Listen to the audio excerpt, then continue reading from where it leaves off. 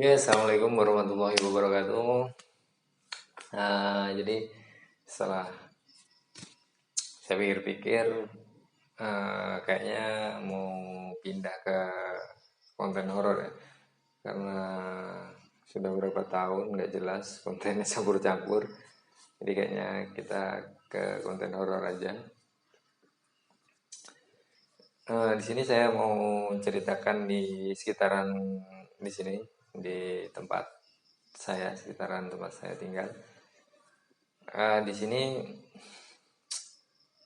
sebelumnya gimana teman-teman sehat semua? Mudah-mudahan selalu aman dari COVID-19 dan yang mungkin sedang terinfeksi COVID-19 semoga cepat sembuh, cepat pulih kembali dan beraktivitas kembali, bisa berkumpul keluarganya. Nah, di sini jadi di sekitaran sini itu awalnya transmigrasi, jadi sekitaran tahun 96 di sini dibuka transmigrasi. Kalau waktu itu umur saya masih 96, berarti masih 2 tahun. Masih 2 tahun. Nah, jadi setelah beberapa tahun di sini, mungkin di sekitaran tahun berapa ya? 2006 2005 kalau nggak salah.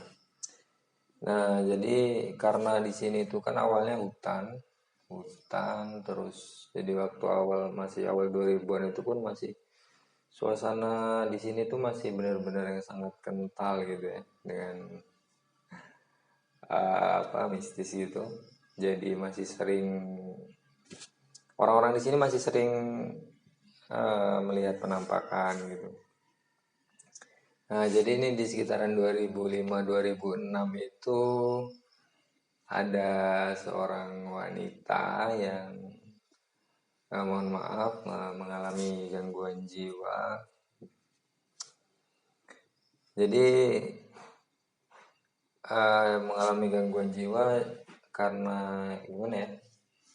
Karena dia mengalami gangguan jiwa, terus kan mungkin dia juga nggak bisa gimana ya, bergaul dengan teman-teman seumuran dia gitu.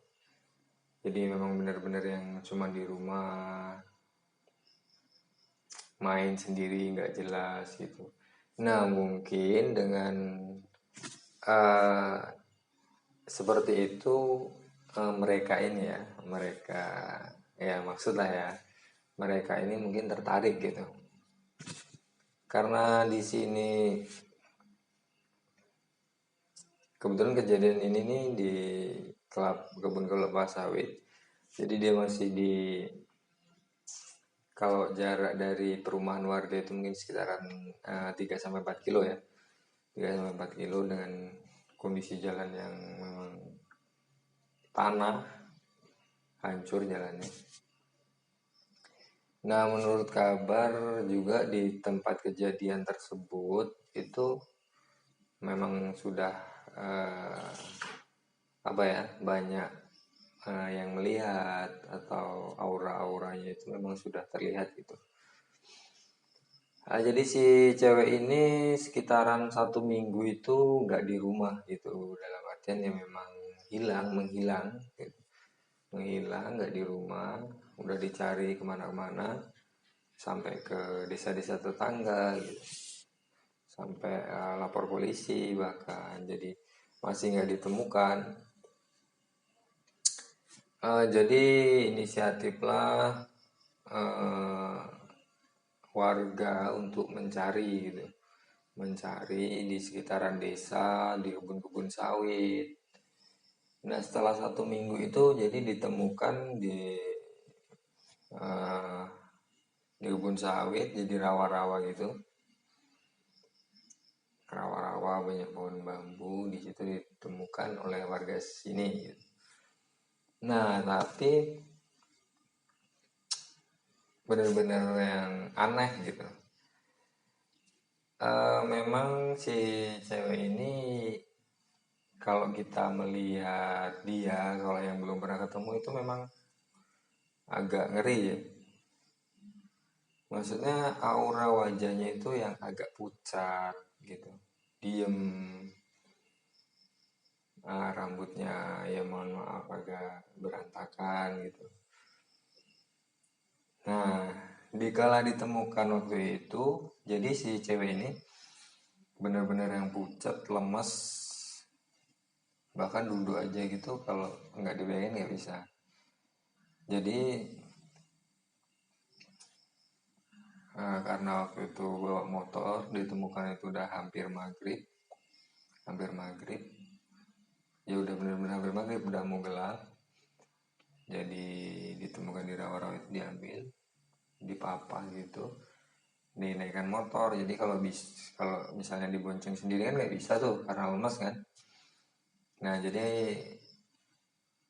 di belakangnya ada yang megangin lagi, jadi berdua yang bawa dia di motor, dibawa pulang ke rumahnya, terus bersih bersih segala macam.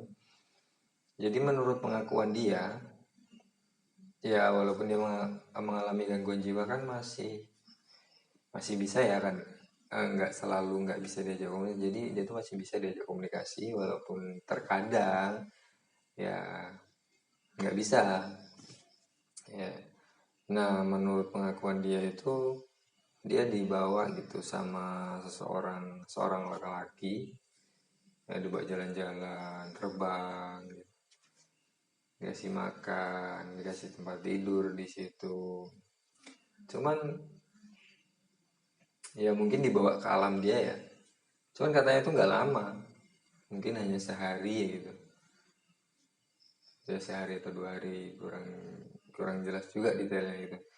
Jadi kalau pengakuannya dia itu baru sehari 2 hari, tapi kan nyatanya di alam kita ini sudah 1 minggu. Ya kita nggak tahu ya, entah itu kebenarannya bagaimana, karena ya mohon maaf sekali lagi itu mengalami gangguan jiwa. Nah jadi dia cerita semuanya bahwa di sana itu ada istana segala macam, rame, banyak penduduknya, terus dia diperlakukan dengan baik di sana.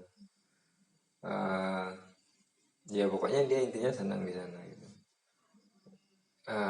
Tapi dari situ ada yang aneh nih, ada yang anehnya, karena yang nolong dia tadi, dia yang bawa dia pulang, eh banyak apa ya, di mulai dada ke bawah, sekitaran paha sini, paha ke atas, dari dada ke bawah, paha ke atas itu ada luka bakar gitu. Jadi kan kalau secara akal kita, kalau luka bakar itu kan biasanya ditimbulkan karena mungkin kena air keras, terus kena, ya memang kena api gitu, kena benda-benda yang panas, terus kena herbisida atau pestisida, karena itu obat keras kan, obat rumput, biasanya menimbulkan luka bakar. Tapi ini enggak. Jadi habis nolong itu, keesokan harinya itu langsung, bener-bener langsung. Yang nolong ini kan 2 orang tuh, 2 orang ini semuanya sama, dua-duanya. Cuman bedanya yang bener-bener bawa dia ini dari rawa itu lukanya itu lebih banyak gitu, lebih banyak. Dan dia tuh ya mungkin ya karena nggak tahu juga ya, mungkin dia itu mendapat gimana ya, bersinggungan langsung atau entahlah bahasanya itu gimana, dari mereka itu. Nah bahkan dia pun bermimpi, mimpi diajak ke sana, ya diberi tahu hal-hal yang lainnya, nggak bisa ada yang nggak bisa disebutkan, terus tapi intinya ada yang dia bilang itu, ya walaupun dia mengalami gangguan jiwa itu jangan dikucilkan gitu. Ada pesan yang seperti itu, tapi ada yang lain lagi yang mungkin nggak bisa saya sebutkan di sini. Nah tapi setelah itu eh, setelah menghilang itu, jadi cerita si yang nolong ini ke keluarga, ke orang tuanya si cewek ini tadi, ceritakan yang dialami. Ternyata ternyata si cewek ini udah tahu anehnya bahwa yang nolong itu mendapat gangguan yang seperti itu gitu. Cuma entah gimana taunya, mungkin masih berkomunikasi mungkin ya, karena ya itu nggak tahu karena memang dia gangguan jiwa atau memang karena benar berkomunikasi. Kadang si orang tua ini melihat dia ngobrol gitu sama seseorang, cuman kan nggak ada. Jadi, ini nggak ada yang lagi ngobrol sama dia gitu. Nah,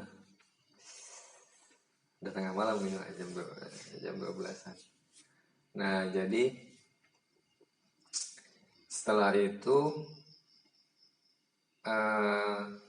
mungkin dia mendapatkan teror dari situ, ya nggak tahu entah gimana, entah nggak memang bener dapat teror atau gimana. Nggak lama dari situ memang semua keluarganya pindah. Nah, memang harus diakui ya, kalau dulu awal-awal di daerah sini itu memang sangat kental sekali itu dengan cerita-cerita yang seperti itu. Karena banyak juga yang, ya nggak banyak sih, beberapa yang sering ke hutan, karena nggak jauh dari desa ini kan hutan. Entah mancing, entah nyari kayu gitu. Ada yang sampai tersesat berhari-hari, ada yang cuma muter-muter, ada yang sampai tidur berhari-hari di sana karena nggak bisa pulang kan. Nah, jadi di sini dulu itu kalau ada orang hilang itu langsung disiarkan dipakai speaker masjid, musola gitu. Jadi warga nyari rame-rame gitu. Nah, masih ada beberapa lagi cerita untuk yang orang hilang atau yang mengalami persis dengan kejadian ini. Mungkin next video kita akan ceritakan itu. Ya awalnya memang gimana ya, mau pindah bukan mau pindah sih, cuma menentukan konten ya, karena kemarin itu isi videonya masih sangat nggak jelas gitu. Ya mungkin sampai sini dulu. Next kita lanjut lagi video yang mudah-mudahan lebih seru dan bisa menghibur. Jangan lupa jaga protokol kesehatan, agar kita tetap tidak terkena oleh corona. Ya sebenarnya ngomong corona ini ya sangat membosankan ya. Sudah 2 kali lebaran kita harus seperti ini.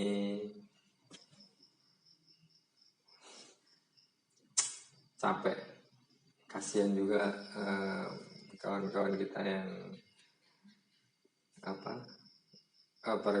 perekonomiannya terganggu gara-gara wabah ini. Semoga cepat berakhir dan kita bisa beraktivitas normal kembali seperti 2-3 tahun ke belakang.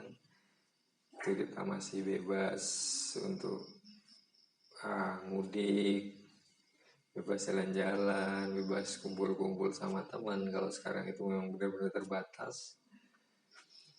Ya, kita berdoa sama-sama dan berusaha untuk agar tidak menyebarkan virus corona ini. Assalamualaikum warahmatullahi wabarakatuh.